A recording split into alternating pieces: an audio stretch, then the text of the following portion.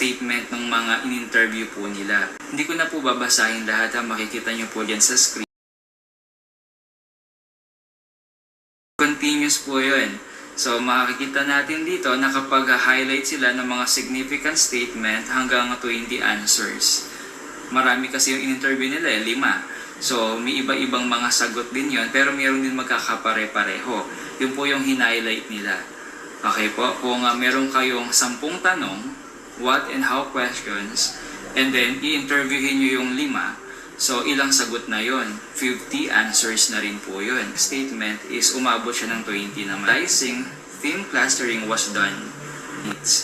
The first group of themes cluster was formulated to answer the central questions of the study. What have the participants experienced in selling their goods in the street? Ito po yung nasa SOP number 1. Statement of